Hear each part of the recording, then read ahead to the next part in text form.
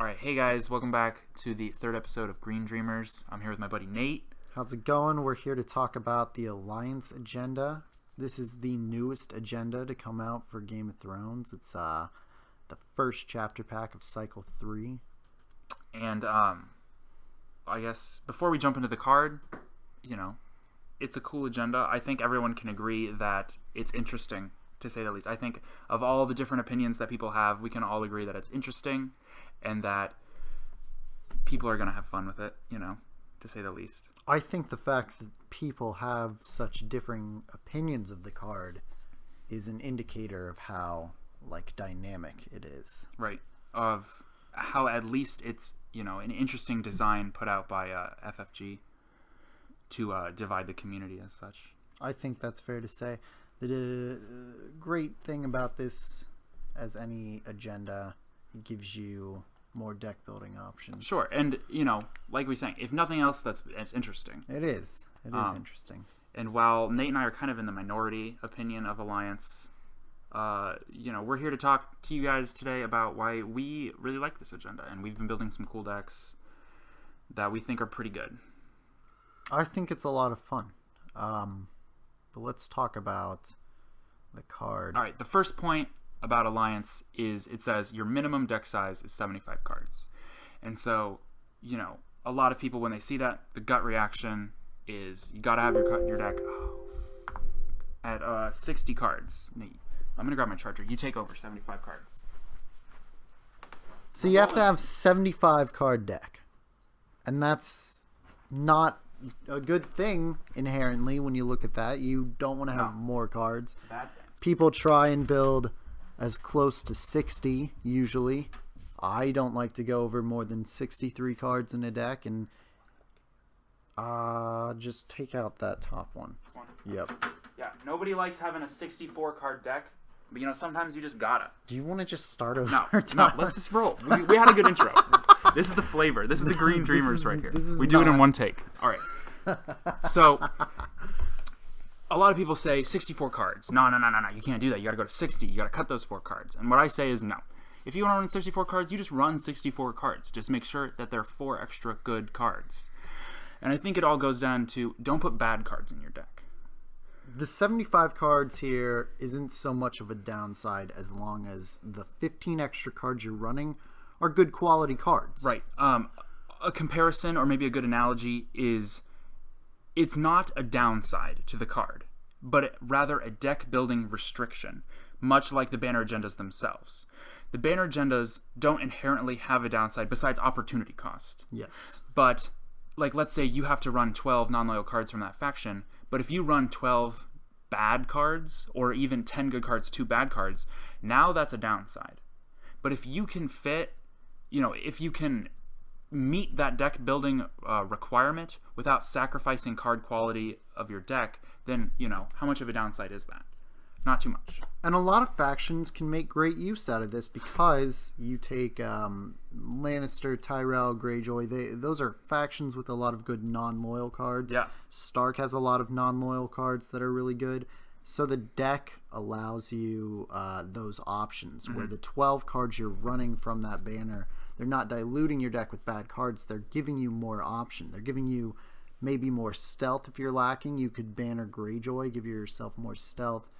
Yeah, it's the 2 banner agendas, which is jumping to the second point. The upside of these banner agendas, the reason why you want to run 2 is it really helps you smooth out the curves of character cost, character strength, character icons, and keywords.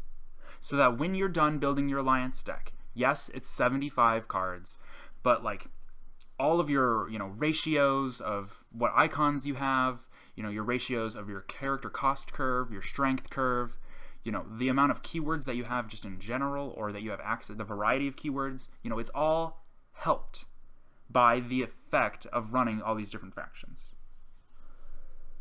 The thing you have to consider is you're not looking for one specific card. You don't run the Alliance agenda with, I need to see Tywin Lannister. I need to see the Wall. Yes, because in this regard, it will make it harder to find that card. That is, I 100% agree, Nate. And that makes sense because there are more cards in your deck. But I think if you're building the deck under that lens, you're not utilizing the agenda properly. Right. In that case, maybe you should be running a 60 card deck. You know, it reminds me almost of like why people would run the Maester's Path in first edition to get that 55 card deck, to get that, you know, that one card you need to see, you know. If you need that one card, then you need 60 cards. And, you know, that's not necessarily the decks that we try and build. We think they're a little bit higher variance. That's not the right fit for this agenda. Yeah, it's not what this agenda is trying to do. With this agenda, you almost have to think of it like you have all your characters. And in a typical 60 card deck, Nate and I try to have like 35, 37 characters. And so that's, you know, X percentage of the deck. And so, you know, we just take that percentage and go from 60 cards to 75 cards. And you want to keep that percentage without sacrificing the quality of the cards in your deck. So then you're essentially still running the same number of 4-cost characters, intrigue icons, locations, attachments. Those numbers are still, like, they're going to be higher, but they're going to be, the ratio will still be there. Yeah. So the deck is essentially just your 60 card deck. Sure. You're making like a 60 card deck super redundant and 75 cards. And, you know, and if nothing else, that also helps, you know, the consistency of the deck. If you don't have these lower quality cost cards, which you don't have to run because you're not restricted by a mono faction, you know? Yeah, I think with the second banner agenda, it allows you to fill in the gaps that a lot of decks have. Yeah, like maybe they don't have enough of that mid-range for cards, for characters. Or maybe let's talk about the low range. You get to run 9 Chuds. That's true. And that's absolutely insane. They're so great. Just their economy, their non-limited economy, their claim fodder, they're great for setups, you know. They're good pre-Valor, they're good post-Valor. Yeah, it's not a bomb, but are you ever really like that upset when you're top decking like a Chud and another good card? Because the Chud itself is usually free. Yeah. Because you're playing a better card with it. Having 9 of those makes for more consistent setups, which we've talked before about how good setups are. Really, the biggest downside of Alliance is that you're going to have to shuffle a 75 card deck. And that's going to be like it's going to hurt. It's going to be obnoxious in long tournaments. That's for sure. Speaking of long tournaments, this 75 cards is actually going to help you possibly win some games that would otherwise be broken with the tiebreaker. Right, yeah. You know, we were at Gen Con, and I forget which round it was, but there was, I think, maybe 2, maybe 3 games in one round that all went to the deck building, or the deck, number of cards in your deck tiebreaker.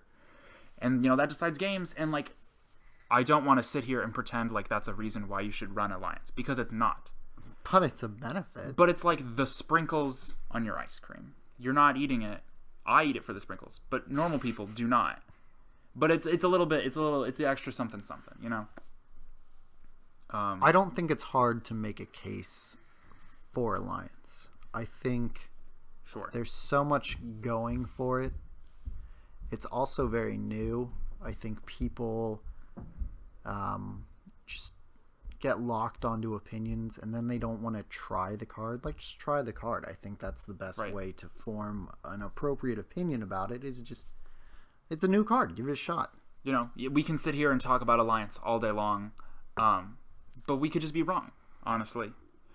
And really, I think maybe that's something we should talk about. Take everything, especially us, with a grain of salt, you know. There are a lot of people who review cards, and they just kind of like throw out opinions and throw out stuff kind of willy-nilly. And we try and not do that. We try and give pretty good reasons and, you know, evidence or whatever to back up what we say. But even take us with a grain of salt.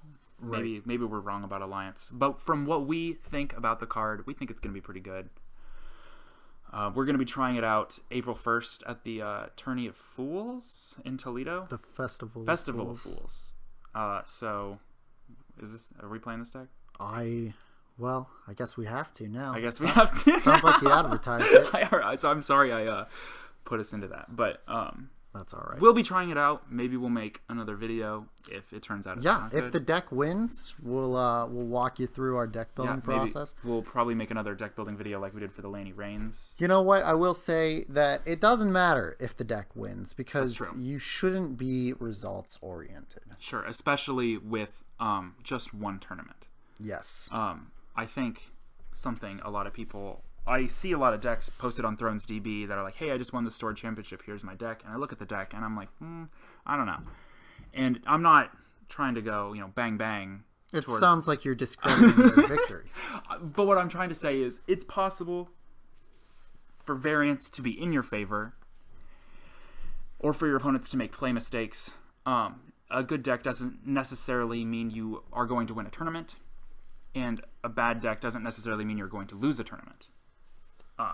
But with that being said, I think you should try and approach things with good reasoning, and hopefully the results will come. Yeah, I think that's why a lot of people don't like banner agendas. They look Right. at the results of tournaments and they say that There's a lot of graphs posted I've seen of just like the what is it? The rate that they make the cut at tournaments. and it's low. And yeah, for a lot of banner agendas, it's low.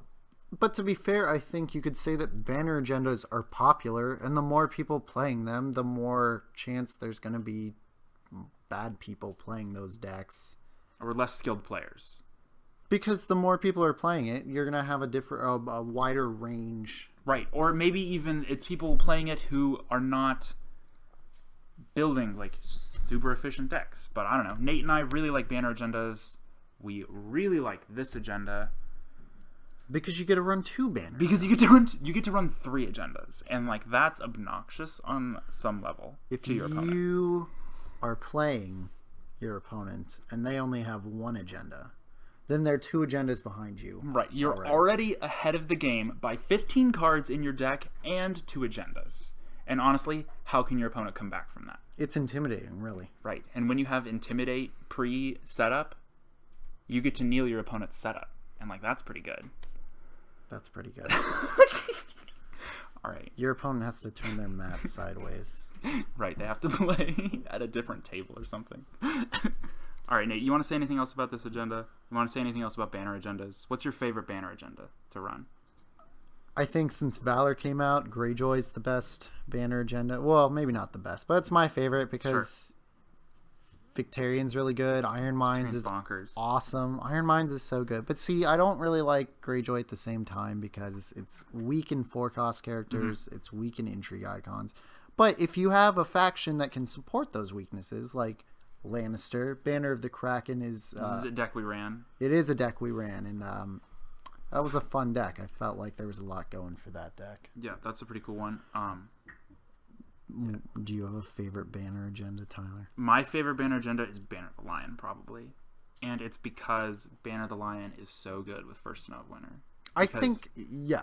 Because let me throw you the laydown right now. All right, you get your Burnedman, great for First Snow of Winter. You get your Hound, great for First Snow of Winter. You get your Tyrion, great for First Snow of Winter, and then you get your Gregor's Marauders, great for First Snow of Winter, and we're already at 12 cards. That's 12 right there. That's 12 right now. We have satisfied the banner agenda, and we haven't sacrificed any quality in our deck cards. Those are amazing cards, for what the deck's trying to do when playing First Snow.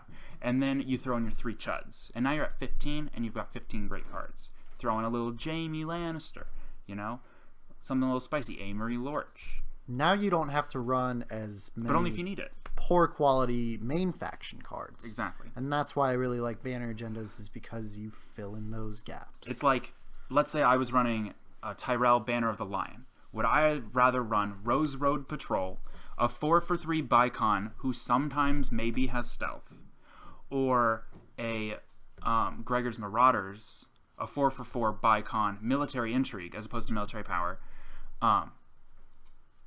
who basically doesn't have a text box? Pillage is fun, and it makes me have a fun time playing the game, but it really doesn't do anything. And I would take the Gregor's Marauders every single day of the week, and twice on Sundays. I would too. I think Gregor's Marauders is a good card. Yeah. Yeah, just fills out those gaps. Banner agendas are good. Banner I like agendas them. are good. I think that's maybe what we should end on. That's The Hound is good, and banner agendas are good. banner agendas. First snow winner. First no winners. All right, what Nate, are stop other talking- good cards? Nate, stop talking about first no winners. Let's just talk People about will good find cards. Tyrion. That's a good card. Valor. Valor's a good card. Counting Coppers. Thank you so much for listening to this week's episode of Green Dreamers. March to the Wall. Stay tuned. We will talk about Asha Greyjoy. more good cards in the future. All right. Thanks, guys.